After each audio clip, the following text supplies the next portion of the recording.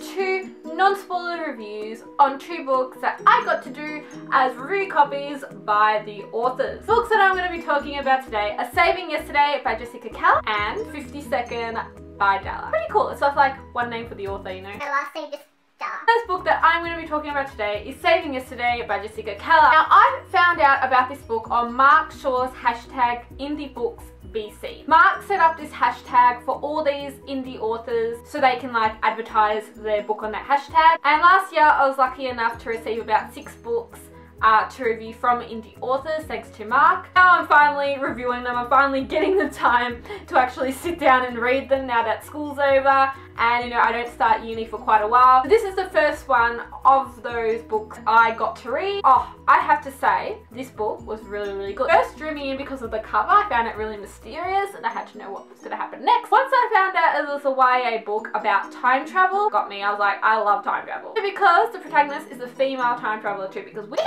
get many female time travelers in book like ever. The protagonist of this book is called Gabby. Gabby for her whole life has always felt really alone. Her father is like an alcoholic since her mother died when she was young. So she never really had anyone to look after her, teach her right from wrong. And you can really tell this at the beginning of the book because she's always helping her dad out, like doing all the chores around the house. It starts off, it's the day of her 17th birthday. And what I found really weird was her dad didn't even wish her a happy birthday. So I was like, you know, why isn't her dad wishing her a happy birthday? And then it's not till she goes out with her friends that one of her guy friends wishes her a happy birthday. And from then on, the story begins.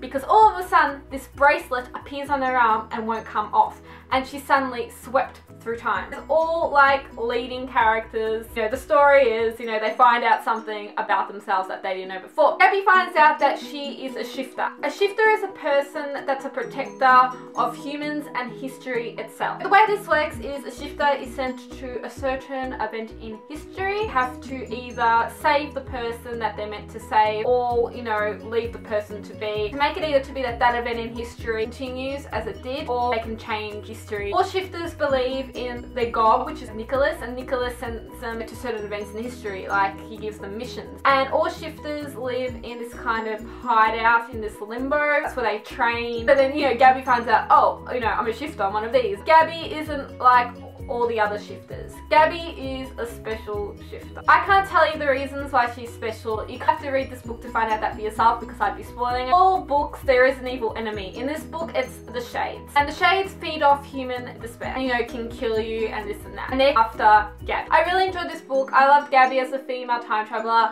I loved the concept. Gabby herself is a really determined character. There is a bit like of a love story between 2 characters in this book. Michael is a shifter, however he's a bit mysterious. You know, he has this past that he doesn't really like to tell anyone, which I thought was really interesting because the whole time I was guessing, oh, what has Michael done? You know, that he doesn't want to tell anyone about his past. You don't know if you want to trust Michael. The only negatives I would give this book is I felt that the events that happened were too quick. I didn't feel like there was enough of a storyline at certain parts to make me really fall in love with the characters that bit more. This is an example of Michael and Gabby's relationship. I felt that it was too fast.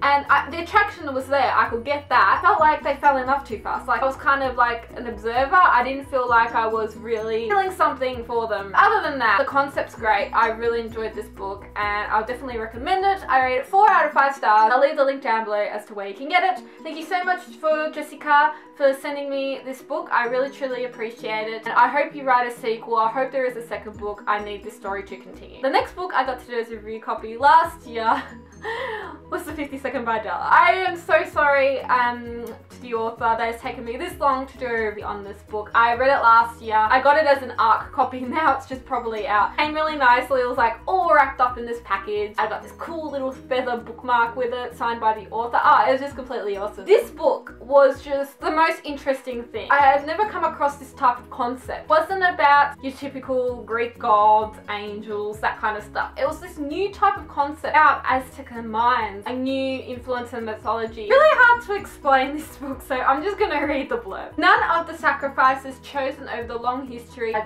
survived until now. On the tip of the Yucatan Peninsula, the immortal Castillo family gathers in Talon. Eerie and haunted, they receive the names of 52 human sacrifices, chosen once every 52 years for the underworld, a tradition thought to have disappeared with the fall of the Aztec and Mayan Empire. Driving home one night, college freshman Zara Moss swerves to avoid hitting a ghastly figure in the road. Lucas Costello witnesses the car crash, but when it comes time to supervise her abduction from the wreckage, he intervenes. Something is different about Zara. Lucas has been having dreams of her arrival for 500 years. As Lucas and Zara come together to put an end to the bloody sacrifices, they discover that the ancient tradition isn't so easily broken. Odds are angry and they have until winter solstice to drag Zara to the underworld. It's all about saving Zara from being the 52nd sacrifice. I really loved the characters. I loved Zara. I didn't find her to be, you know, one of those typical... Well, to me she wasn't like a whiny female character. I really loved Lucas. I actually liked how the author mixed some names up, like he used some normal names, but then also some names that were really like